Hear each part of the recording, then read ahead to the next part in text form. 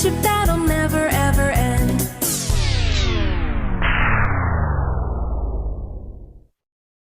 Run!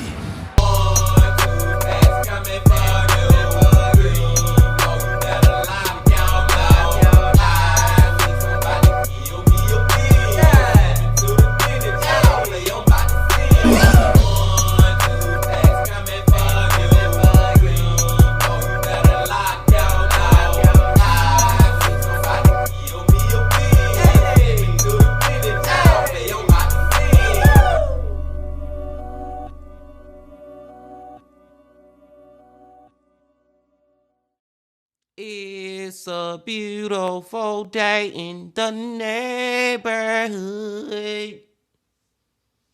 Reaction Beanie Yo 434. That in that neighborhood. My brothers and sisters, as we proceed to give you what you need, it is another Wednesday. So y'all know who we're about to go back to? Mike from that chapter. That chapter Wednesdays, y'all. Hope you're doing excelente out there today. And I'm glad that you came on back to the channel once again to fuck with the bean. And the title of the video is When a Twisted Killer Discovers His Victim Called 911. Now, I'm just wondering how the killer, I don't know if it's a man or a woman yet, but I'm wondering how his or her face looked at that exact moment that they realized that, hold on, the person that I murdered told the police before they died that I killed them. You know what I'm saying, man? Like, I just want to see the expression on their face when they find out that you have been had. The gig is up. You are caught. We got irrefutable evidence that you caught, you know what I'm saying? And another thing about this video that we can go ahead and just confirm before we even get into the video is that the murder is actually solved, y'all. You know what I'm saying? This ain't no unsolved mystery. You know, I hate when we be watching these unsolved mysteries over here, man, because I just like to have a little closure. And it seemed like with this one at the end of the video, we're gonna get some closure. But I digress. Let me quit running my goddamn mouth, man. We finna go and get into the video. But before we get into the video, my brothers and sisters, y'all know what y'all got to do. Get whatever you may need. Get what you need, please. Another That Chapter Wednesday. Y'all got what y'all need? Y'all ready to go? Then let's fucking go. Hey you, and welcome. My name is Mike, and in this old video, a woman was out driving in the city of Northport, Florida. It was a winter's day, but it was like mad nice out, so, I mean, it is Florida. So she was driving down the streets with her windows open. As she pulled up to a red light, however, she heard something coming from the car in the lane next to her. It sounded like yelling, muffled screaming. She looked over and she saw a man in the car, and he was staring straight ahead, and she couldn't see anything weird from here. That was until a hand came up and started banging on the window. Before we get into it, please click that little subscribe button to see new videos every single week. Now, let's give this dark-ass tale a go. Let's give it a go. And get whatever you may need. Let's begin in Northport, Florida. A smaller community snuggled in between Tampa and Fort Myers, home to the only natural warm spring in Florida. It attracts people from all over the world due to its natural healing properties. It's a magic spring. Population is just over 86,000 people in this fine area. From the area was Denise Amber Goff, born August 6, 1986, to Rick and Sue Goff in Englewood, Florida. Rick, ironically enough, was a sergeant police officer in the Charlotte County Police. In 2008, Denise was the eldest child at only 21 years of age. Her sister Amanda, aged 20, and younger brother Tyler, 7 years younger, aged 14. Denise, growing up, was always described as like a wholesome child. Rick would say he never had any problems. He never worried about her, like, at all. Partying, drinking, boys, they were never the typical problem. She actually never dated until she met a certain Nathan Lee in high school. Her father said the only stern interventions he ever had to really do was tell her to go to bed, while she spent many a night staying up late doing her homework assignments. Although he did mention she was a horrible driver and had a few kind of fender benders. She loved Disneyland, working with the disabled, and was looking to become a speech therapist. Denise graduated magna cum laude, or is it loud, which I think means there's lava in the bedroom, or just means you did real good, from Lemon Bay High School in 2004, and very quickly married Nathan Lee, high school sweetheart, on August 30th, 2005. They went on to have son Noah soon after, with second son Adam coming 2 years later. And see, here we go with another classic case, y'all. Everything seemed all good, man. Like this lady, I think Mike said her name, Denise. I'm going to remember as the story go on. But she, as a child, was from her father's account, was a great child, never really gave him any problems or nothing like that. Grew up, was magna cum laude, and graduated as a magna cum laude, however you pronounce it. Like Mike was just joking about, top of her class. Then she get married to a nice looking guy. They got a nice looking kid, got a nice looking family going on, man. And then some crazy ish happened. Y'all know it's coming. Let's go. Denise, at just 21 years of age, was a stay-at-home mom. Nathan, he worked 3 jobs, count them, 3. But her being able to be a stay-at-home mother, that was something that was like super, super important for all of them. They moved into a neighboring county to a community that was pretty far from their families, but it gave them the life they sought after. A home in a rural neighborhood that they thought, and pretty much everybody who lived there thought also, very nice, very quiet, very safe. Denise's father was not initially happy about his daughter's family living so far away, but also set away from the hustle and bustle of life. Nonetheless, he understood the need for them to be able to afford a proper home and offer a good life to their kids. Now let's get to January 17th, 2008. Like many of the cases I talk about, it started out like any other typical boring-ass day, Nathan, he was up and out to work, out to his job, one of his 3 jobs, count of 3 jobs that morning. Today he was working as an electric meter reader. And Nathan and Denise, they would talk pretty much constantly throughout the day, as Denise was at home with the kids pretty much the entire time. Their last phone conversation was at 11:09 a.m. that morning, when they discussed turning off the air conditioning and opening up all the windows of the house because it was, well, to save money. And it was just a particularly beautiful day that January. And Denise responded she had already opened all the windows in the house to do some airing. With that, they said goodbye, and Denise mentioned she was going to cut Noah's hair on the back deck that afternoon. He called his wife then again at about 3 p.m. that afternoon when he was getting off work, because they had discussed, when he got home from work, they would go shopping for groceries together. But she didn't answer. He didn't really, think too much of it. He said he'd call her again on the drive home. He'd get her then. Over the 25-minute drive home, he called Denise 8 times, and there was no answer 8 times. He didn't seem all too worried until he pulled into his driveway. Uh-oh. And all the windows were closed. Something like so innocuous that most people wouldn't even notice hit him like a freight train. Feeling a bit odd now, he went into the house and then was anything but reassured. The house was in a bit of a disarray. 2 young kids at home. It always will be in a bit of a disarray. But that wasn't what kind of startled him.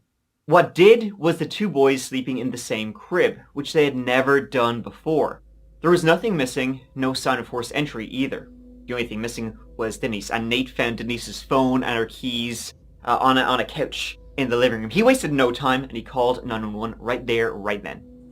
This is weird as fuck. Like, this scene that he has walked into is weird. The fact that his 2 children are actually asleep, like they are not disturbed, like they ain't crying like a mother right now because they mommy gone. You know what I'm saying? Like, did she leave like recently, like 5-10 minutes before he got there? And when I say leave, I don't mean leave on her own. I really think a damn kidnapper came and kidnapped her. You know what I'm saying? But I'm just like, how could the children be so calm right now? Like, unless they been asleep all damn day or something, but I don't believe that. Like, I don't believe that. Like, unless they fell asleep and the last thing they remember from their mama is seeing their mama in the house or whatever. But it just seemed like, man, something had to happen. I don't know, y'all. I don't know. I don't even want to think too hard about it, man. Let's just go. Let's find out. North Port Emergency. I just got home from work and my wife, I can't find her. My kids were in the house, and I don't know where she is. I've looked every single place, and I don't know. Your kids are at home by themselves? Yes. I don't know. I have no idea. She's never done this before? No. I don't know where Mommy is. This was the very first of 5 911 calls made in Denise's case. This was at 3:29 p.m. When Nate hung up with 911, he immediately called his father-in-law, Rick, who, if you remember, was a police sergeant of 25 years. He was a police sergeant in the neighbouring county. Rick had also been trying to get a hold of Denise to invite the family over for dinner that night. So when Rick saw that Nate was calling him back, he assumed it was in regards to that. What instead he heard was that his firstborn, his very first baby girl, the person who made him a daddy, was missing.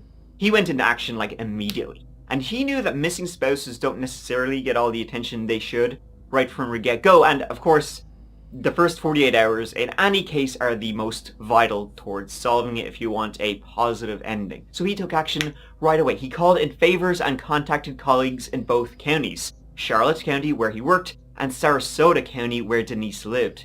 Within a few minutes there were helicopters and officers canvassing the neighborhood. One of their own needed help and they took it seriously. One witness who they spoke to very early in this case was a Jennifer Eckhart, who just happened to be staying in the house that was right next to Nate's and Denise's, and she said that at around 2:30 p.m. she saw a green Camaro pull up in Denise's driveway, and she saw a white guy sitting inside that car. According to Jennifer, she saw him, this guy was just sitting in this green Camaro in the driveway, not moving at all, for like 15 minutes. Jennifer went into her house, then came back again outside about 10 minutes later, and the car was gone. And so I wonder whoever kidnapped her knew her or not. That's the thing going through my head right now, y'all. Like, did this dude have a crush on her or something? Because I was gonna say, like, was he a work buddy that had a crush on her? But she wasn't even working. She was like a stay-at-home mom. So that kind of limits anybody really knowing her unless it's an old high school crush or some craziness. I don't know, man. It just seems so freaking crazy. Or it could be random too. It could be just some random ish going on right now. Because boy, we have seen a lot of videos like that too, my brothers and sisters. I don't know. This is interesting, man. This is an interesting case that we are checking out today. Let's go. So when Nathan Lee was asked, neither me nor my wife Denise know anybody who drives a green Camaro. The police had at this point all hands on deck, and with Jennifer's witness account, they were able to put out a be on the lookout bolo for the green Camaro. At 6:14 p.m, after almost 3 hours of frantic searching and looking with no news, 911 received the next call in regards to this case. But this time, it was Denise herself. She had somehow gotten the kidnapper's phone and managed to call 911. 911. Hello?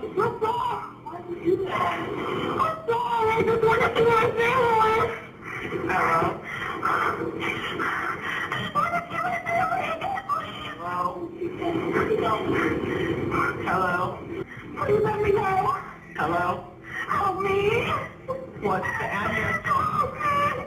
What's the address that you're at? In the call, you can hear Holy shit, my brothers and sisters. Now, when I was talking about the title of the video before we got into it, you know what I'm saying, my little preview of what I think gonna go on, I did not consider the fact that maybe she was still alive when she called the, well, of course she was still alive, but when she called the police, he was in her presence. I didn't think about that part. That just flipped this on a whole different, like it just flipped the whole script for me, man. We done flipped the page now. This is a whole different chapter of that chapter because this ain't how I was thinking this was going, y'all. So she tried to sneak and call the police real quick.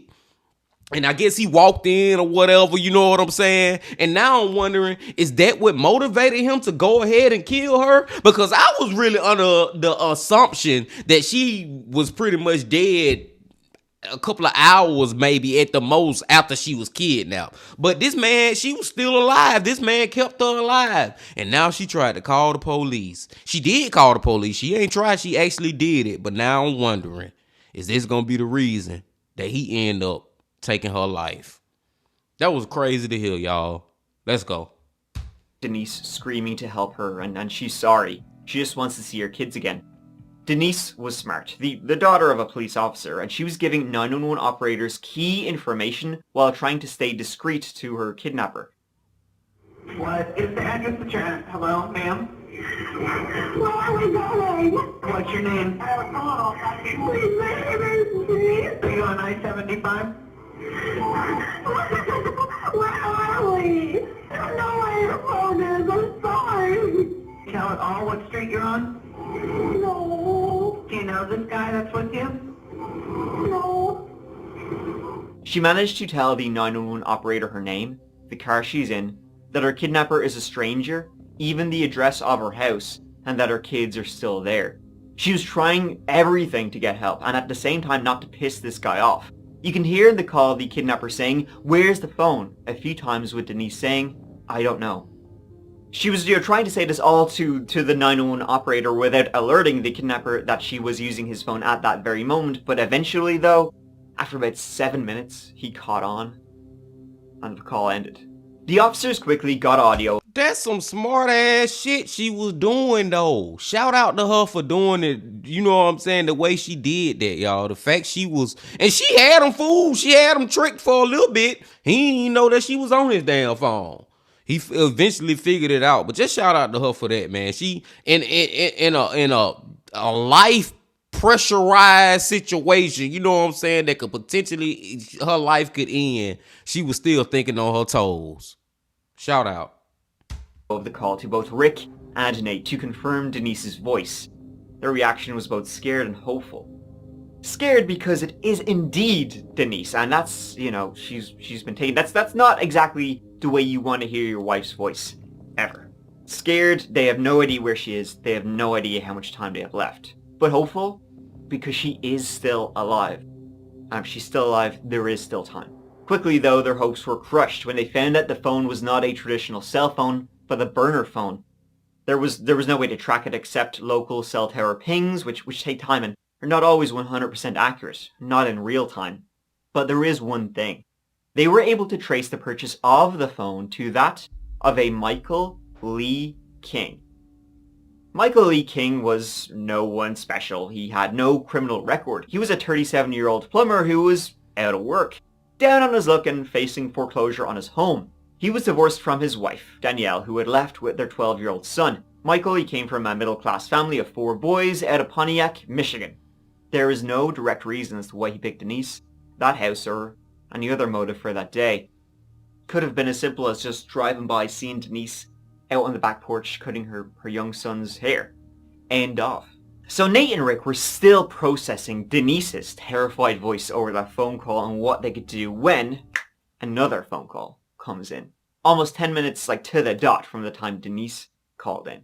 At 6:23 p.m. a call comes in from Sabrina Muxlow, a woman called Sabrina Muxlow, and she was in fact related to Michael Lee King. She was the daughter of Michael Lee King's cousin, so I guess that would make her his second cousin. Sabrina had a very disturbing scene to report.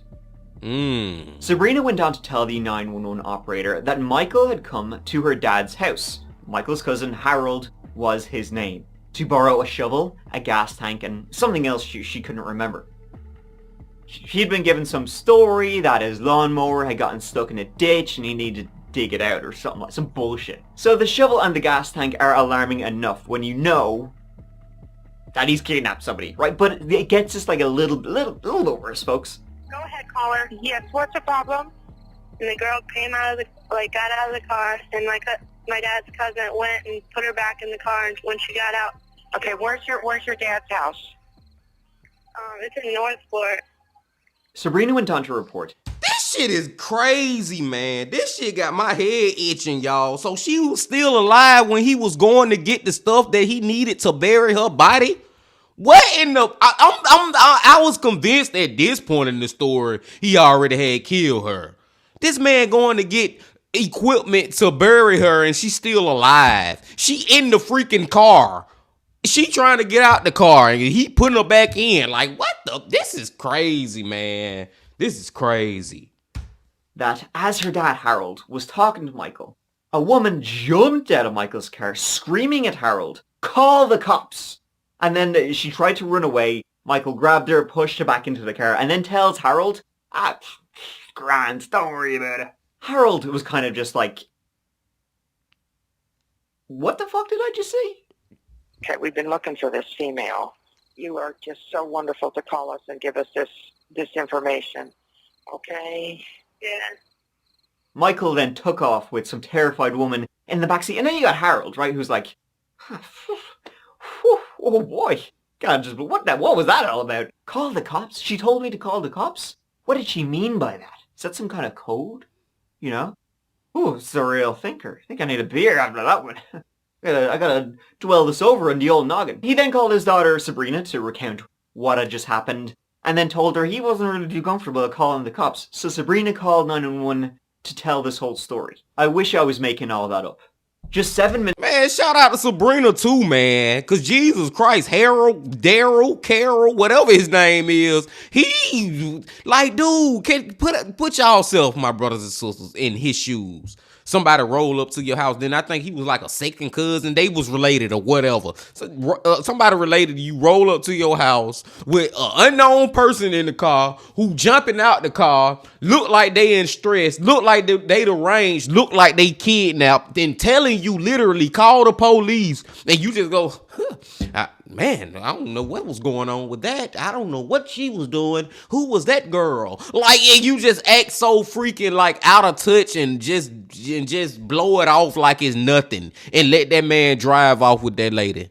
Come on, man. That is crazy, y'all. Shout out to Sabrina for taking action and calling the police. Minutes later, at 6:30 p.m., another 911 call came in. This time, it got routed to the Charlotte County District, the same office Denise's father worked in.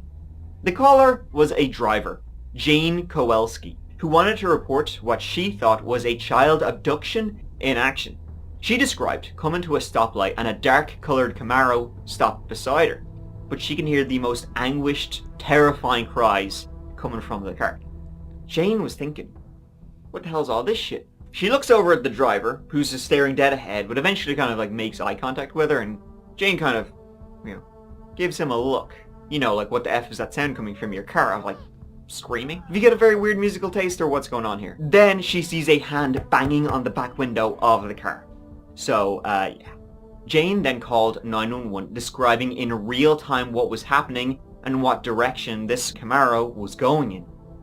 She was ahead of King's car and trying to go slow so that he would pass her, and she could then get his license plate. And I was at the light, and a man pulled up next to me, and there was a child screaming in the car. Not a happy vehicle at the end.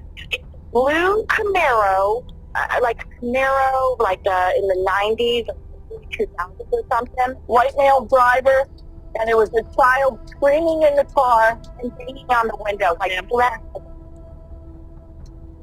I've got everybody hollering at me, and just one second.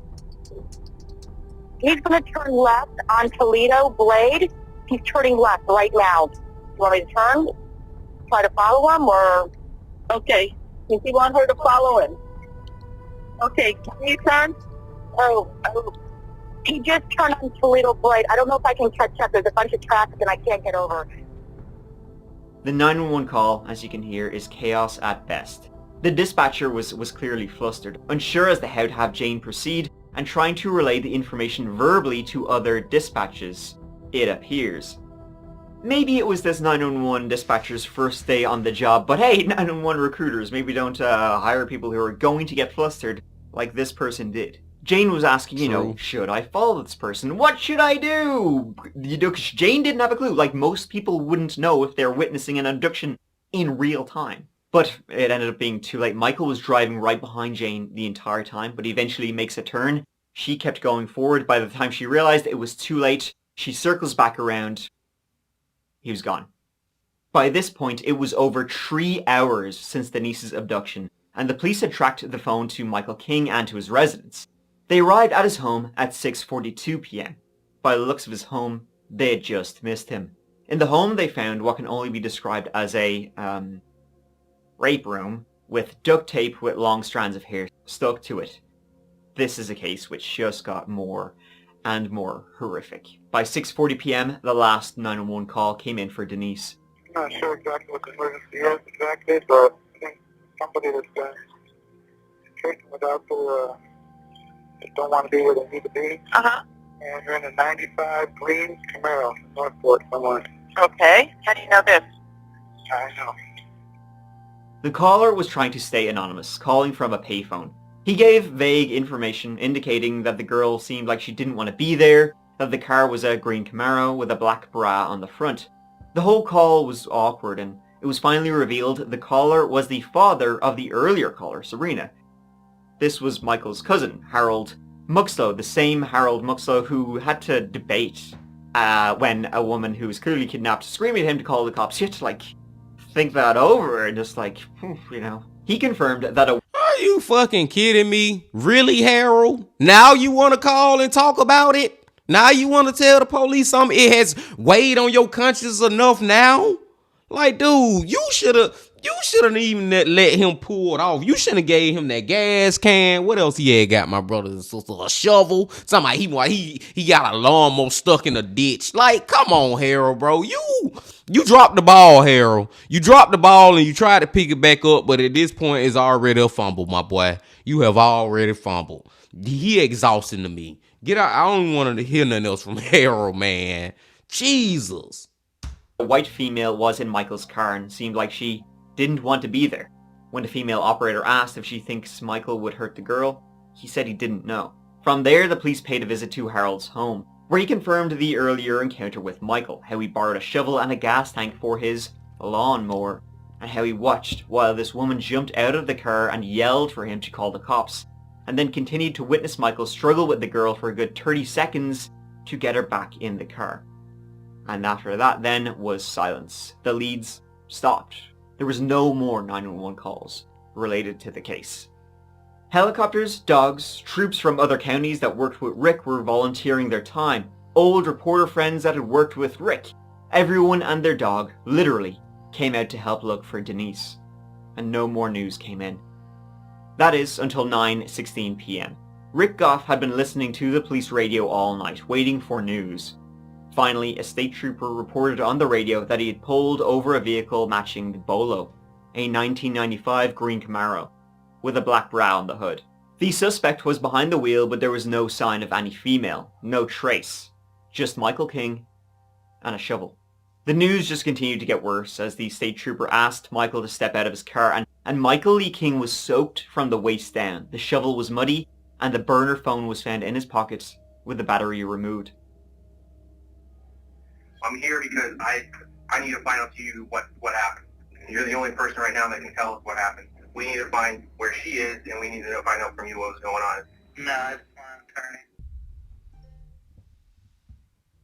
Back at the station, the police allowed Michael to speak to his cousin Harold, and Michael had this batshit insane story of how both he and Denise, they were both victims of the kidnapping, if you can believe it. I know you can't. I'm not married. I told you that. I couldn't. I tried to put 911 on the phone and everything.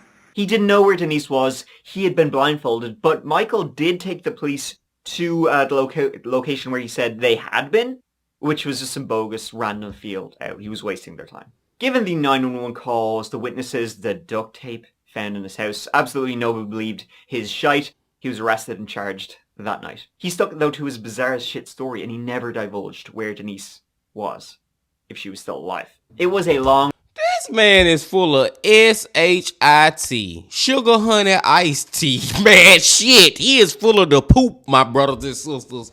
Are you serious, bro? Really? First of all, he pissed me off when he said, when they first started questioning him, I need an attorney. Get the fuck out of here, man. We pretty much already know what you did, bro. An attorney can't save you right now. You know what I'm saying? But to have the audacity to try to make up a story that both of y'all was a victim in this kidnapping? Man, come on, man. You so full of that sugar, honey, and iced tea, that shitty. Man, come on, bro. 2 more days of searching and scouring before the worst was confirmed. Denise's body was found in a shallow ditch, 1 single shot to the head. Her body was just half a mile from where Michael had been arrested. And what made this one so sad too, y'all, man, let's talk about Denise and the fact that she had been kidnapped for hours and she was still alive, y'all. Like, this man was literally had her in his car driving her around. You know what I'm saying, man? It ain't like he did it instantly or nothing. Like, I feel like she went through so much torture.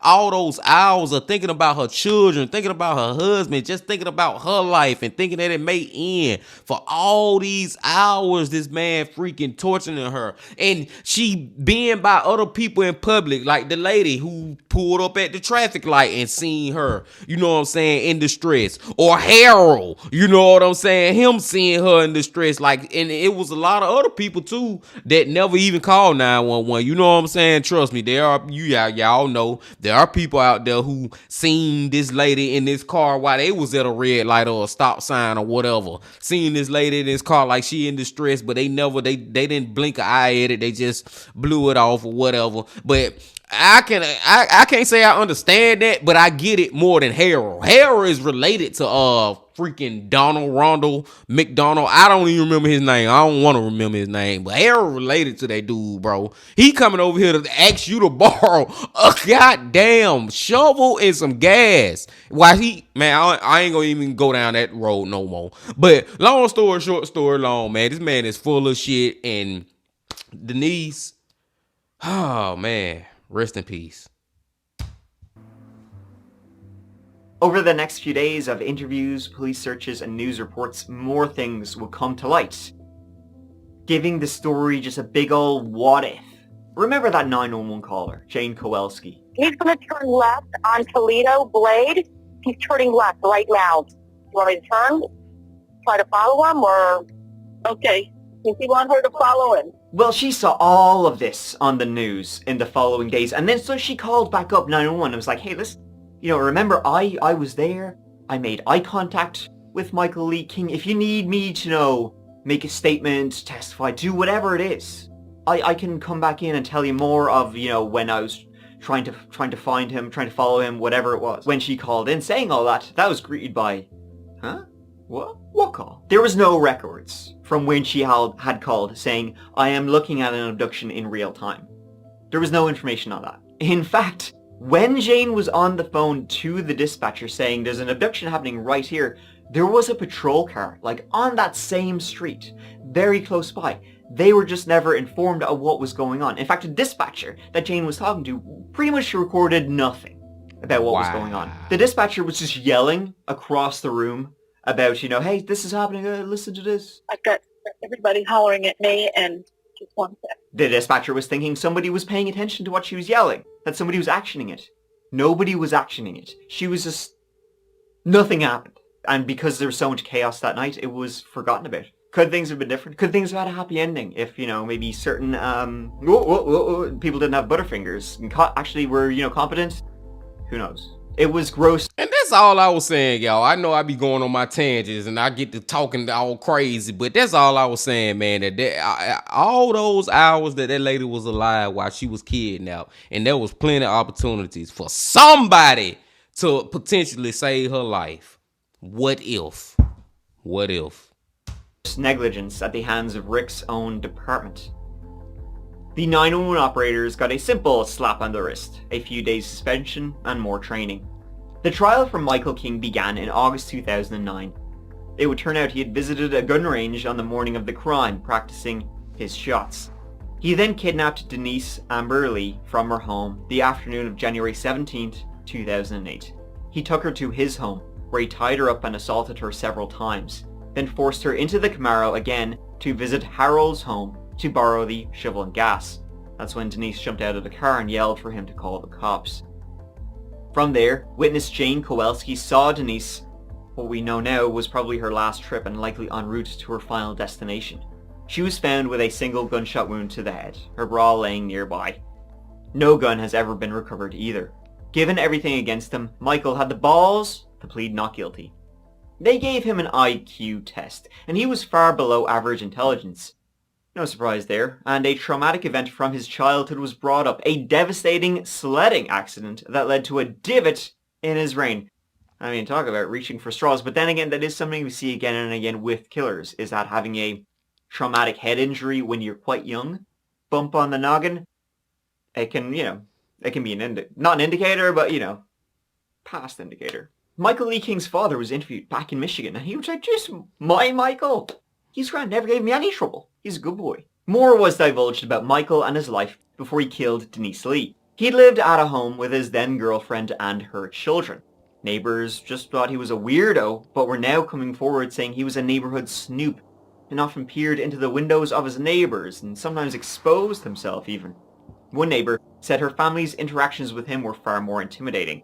They called the police on him numerous times for egging their house, slashing their tires, and pouring battery acid on their pool cage. Other than that though, the majority of his neighbors said he was just really standoffish and quiet, not talking to anyone really. He eventually moved out of that home, but it was thought the woman and her children remained there.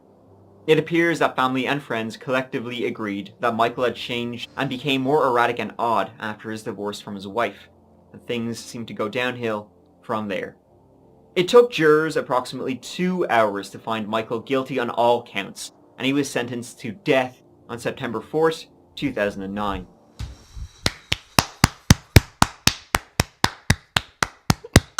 Hey man, this is a round of applause right here, my brothers and sisters. This is a round of applause. I cannot remember the last video that we watched where somebody actually got the death penalty. Finally, thank you. Finally, man. We watch so many videos over here where these murderers, they don't even get life in prison. Or if they do get life in prison, they have a parole sentence after a while. And long story short, story long, they be back out on the streets in 10 years, 15 years, 7 years. I'm talking about a particular video when I say that. But a lot of these videos, man, we watch, man, these people do not be getting the death penalty. It is so freaking refreshing to hear this man get the death penalty. Like, I wasn't even expecting it. I was not expecting to hear that. That's why as soon as I heard it, y'all, I had to just stop it and just round of a fucking applause, man. Hey, you kill somebody, goddamn, your ass need to die too. Point blank, period. That's how I look at it, my brothers and sisters. Especially what he put that lady through. Y'all mean to tell me y'all don't think that he deserved to die? Shit me. Hey, I'm just saying. Let's go. Man, fuck that. I gotta clap again, man. Death penalty for his ass, y'all. Thank you. Now, I hope I'm not getting too excited and then I press play again and might be like, but they reduced it and now he got life. I'll be like, oh. Let's see. Let's go. For the murder of Denise Amber Lee, the defendant is sentenced to be put to death in the manner prescribed by law. With those words, Michael King is escorted out of the courtroom. The family of Denise Lee looks towards the heavens. Justice was served. We had faith in the judicial system. Both state prosecutors and her family say the best witness throughout was Denise Lee herself. Without her, we'd still be looking for her. We'd still be looking for him. She's the one who turned us on to him direct from the beginning with her 911 call. Her husband Nathan Lee spent the moment remembering the 21-year-old Northport mother of 2. She's the most amazing person I've ever known, and I want to thank her for being an amazing wife and an amazing mom to our kids. Because his sentence was death, he was granted a mandatory appeal, and to save you all the details, he was found guilty again and his sentencing upheld December 2009. He appealed again in 2013, citing unfair initial trial due to his brain injury and low IQ, among other things. King also cited that the form of death he was sentenced to, lethal injection, was barbaric, causing unnecessary suffering and harm. Again, it was denied, and his sentence was upheld in 2014. He is awaiting his death by lethal injection in the Union Correctional Institution in Rayford, Florida. I gotta pause again, y'all. Did this motherfucker have the audacity? This man is exhausting me, seriously. Did he have the audacity to sit right there and say that him being killed by lethal injection is, in long story short, story long, like a abusive way to do it? Like that is a terrible, inhumane way or something? Dude, do you know what you did to that lady? Do you remember that? What you did to her? I would say some stuff, but I'm just gonna leave it alone. But yeah, I'll show you a death penalty worse than that, my boy. You let me get a hold of you. Let's go. Let's finish it up, y'all. Due to the mishandling of the 911 call from Denise's case, Rick and Nate have worked hard to get additional training and mandatory certification for all 911 operators. You know, I guess our family really decided early on that we were going to do what we had to do to honor Denise and make sure her death wasn't in vain. Following the 21-year-old's death, Lee had started the Denise Amber Lee Foundation. He speaks to and helps train 911 centers throughout the country using Denise's story. And there you have it. That is the case of Denise Amber Lee. A case where, you know, so many things could have and should have gone so differently. I could have ended, like, there's so many times when Denise could have been saved. This could have been stopped. But it just kept slipping through everybody's fingers, through negligence, through incompetence, through just being shitty. Really, that's probably the only way to say it too, I think. Everybody dropped the ball, basically. And it ended up costing a 21-year-old mother of two her life. You know, I like to end my videos with a little jokey joke or something, but this one is like just, man, damn. It's kind of hard to think of a little pun this time, so damn. Well, Shanae. Thank you so much for watching. It means the world to me, as always, folks, that you're here. So yeah, here, listen, next video will be up in a couple of days, so please look forward to that. And, you know, there's got like lots of videos. Or also check out the That Chapter podcast, which has a brand new episode out every single Monday. We just did a two-parter on the DC snipers. Next week we're doing Gerald John Schaefer, the serial killer butcher, and then after that there's some weird stories of a jetpack murder and massacres in chicken shops and all that sort of stuff. So give it a go. But yeah, listen, until then, I'll talk to you, you know? Please take care of each other and yourselves, because guess what? Guess what? I love you. Mike out. And we love you too, Mike, man. Man, Mike is just, he is a gem to me, y'all. Like, the man is freaking amazing, y'all. He just does an amazing job with these freaking videos. And I just, like me, and I'm a small YouTuber. I'm not trying to toot my horn like I'm the greatest YouTuber ever or anywhere near his level. But I just know the time, the dedication, the hours, the mental gymnastics you have to go through to put out these videos and have them to be great on a consistent basis. Man, just shout out to Mike, man. He's doing great things, y'all. Just like I said about Mr. Ballin, I wonder what he would be in 10 years. I can say that same thing about Mike, man. I wonder what he'll be in 10 years. Because best believe, he heading to the top, and he still heading. You know what I'm saying? He's still rising, y'all. He's still rising. But as far as this story go, man, I got to clap again, y'all. I got to goddamn clap one more time, man. I got to clap, y'all. Thank you, man. Somebody finally got the death penalty. Like I said, y'all, I can't remember the last story that we watched where somebody got the death penalty. Y'all know I'm a huge advocate for that, man. Like, I feel like if you kill somebody, then your ass need to die yourself. Period. What's wrong with that? And he ain't had no damn mental issues like that, so let's not even bring up no mental issues or nothing. The only mental issues he had was he was crazy as hell, but not in that way. Not in the... I was finna say something then too, and it was gonna kind of be funny, but then it might have been offensive, so I'm gonna keep that to myself. But y'all know what I'm saying, man. It wasn't in that type of way. It was in he just a motherfucker who know what he doing, but he crazy enough to still do it type of way. That's the better way that I could put it, man. And shout out to Denise, man. Like, bro, just her calling those police, man, and just, oh man, just doing.